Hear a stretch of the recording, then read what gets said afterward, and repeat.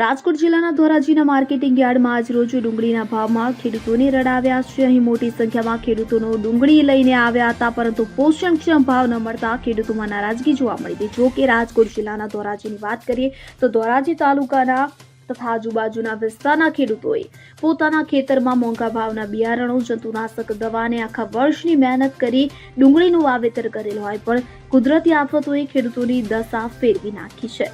કારણ કે ધોરાજી માર્કેટિંગ યાર્ડમાં સારા ભાવની અપેક્ષાએ ખેડૂતો ધોરાજી માર્કેટિંગ યાર્ડમાં પોતાની ડુંગળીઓ લઈને ખુલ્લી બજારમાં હરાજી માટે આવેલ, પણ અહીં ખુલ્લી બજારમાં ડુંગળીના ભાવનો પોષણ ભાવ ન મળતા ખેડૂતોમાં નારાજગી જોવા મળેલ અને ધોરાજી માર્કેટિંગ યાર્ડમાં 1 કિલો મણનો ભાવ 200 થી 400 થી 500 સુધીનો ભાવ હરાજીમાં બોલાયા હતા કે જે રીતે સારો માલ હોય તો સારા ભાવ અને સામાન્ય માલ હોય તો તેના ભાવ તળિયે હોય તેવા ડુંગળીના ભાવ ખેડૂતોને મળ્યા હતા, પણ આ ભાવ ખેડૂતોને પડ્યા પર પાટું જેવી પરિસ્થિતિ નિર્માણ થઈ હતી। ખેડૂતોમાં આ ભાવને લઈને અસંતોષ જોવા મળેલ, ત્યારે ડુંગળીના ધોરાજી માર્કેટિંગ યાર્ડના વેપારીએ એવું પણ જણાવેલ કે સરકાર દ્વારા ડુંગળીમાં જે એક્સાઇઝ ડ્યુટી લગાવવામાં આવેલ છે તેને લઈને ડુંગળીના ભાવ અને નિકાસમાં ભારે મુશ્કેલીઓ પડી રહી હોય કે તેને કારણે ડુંગળીના ભાવ તળિયે જોવા મળેલ છે અને હાલ જે ભાવ મળી રહ્યા છે તે ડુંગળીને રડાવી રહ્યા છે।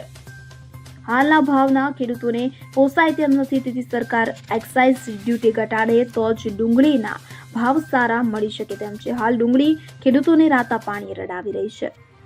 મારું નામ કાંતિભાઈ ગોકરભાઈ ઓરા, મોટી મૂણભરી ડુંગળી લઈને અમે ધોરાજી યાર્ડમાં આવ્યા છીએ। પછી ડુંગળીની હરાજી ચાલુ થઈ, ભાવ 200 રૂપિયા મૂકાણો।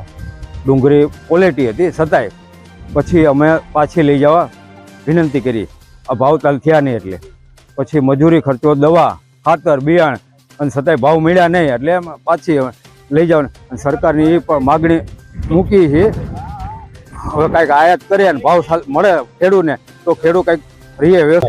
ધીરુભાઈ બામણ ગામથી ડુંગળી લઈને આવ્યા છે।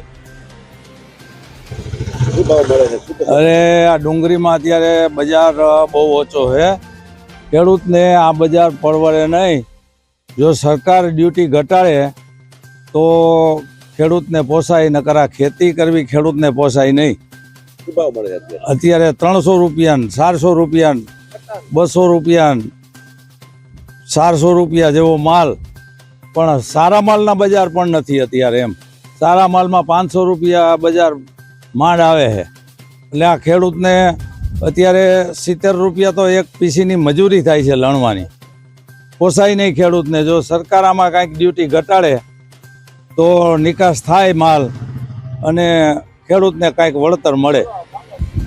રવજીભાઈ વેગડી, શું લઈને આવ્યા છો? હું ડુંગળી લઈને આવ્યો તો કીધું સારા ભાવ છે ધોરાજી માર્કેટિંગ યાર્ડમાં, કોઈ 200 રૂપિયાની ડુંગળી વેચાણી, પાણીના ભાવમાં હાવ પરત પાછી લઈ જવાની છે।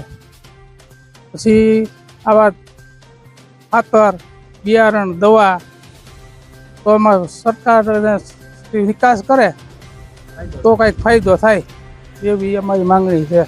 હું દીપકભાઈ વ્યાસ, ધોરાજી માર્કેટિંગ યાર્ડ। આ ધોરાજીની અંદર 300 થી લગાડીને 650-60 રૂપિયા સુધી ડુંગળી મળી રહી છે, જે છેલ્લા 3-4 દિવસ પહેલા એની અંદર આનાથી 100 રૂપિયા વધારે ખેડૂતોને મળી શકતા હતા। એનું કારણ એ હતું કે ઉત્પાદન પ્રમાણમાં સારું હોવા છતાં પણ જે ક્વોલિટી આવતી હતી એ સારી હતી, અને હાલ પણ ક્વોલિટીના કારણે થોડા ભાવ નીચે ગયા છે। બીજા નંબરની અંદર એ કે ગવર્મેન્ટ દ્વારા જે એક્સપોર્ટ થાય છે એની અંદર 20% ડ્યુટી છે, એ જો 20% ડ્યુટી કાઢી નાખવામાં આવે તો જોઈએ એવા ભાવ મળી રહ્યા। 20% અત્યારના હાલના ભાવે ખેડૂતો માટે મહત્વના કરી શકાય।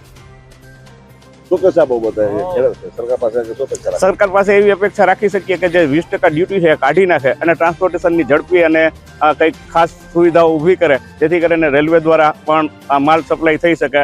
ઓછા ભાડાવાળી, પેલી સબસિડીવાળી એવી કઈ યોજના જે આની પહેલા 2-3 વર્ષ પહેલા સરકારશ્રીએ જાહેર કરેલી હતી, એવી જો કઈ યોજના હોય, એવી સ્કીમ, એવી સબસિડીવાળી ટ્રાન્સપોર્ટેશનની સુવિધાઓ જો આપવામાં આવે, આ ઉપરાંત જો યાર્ડની જગ્યાઓને કંઈક વિશેષ ફાળો આપવામાં આવે, ખેડૂતો માટે વધારે મહત્તમ જગ્યાએ ડુંગળી છે એની અંદર જોઈએ તો ઘણી બધી રોજીરોટીના પણ સંભાવનાઓ ગુજરાતમાં રહેલી છે।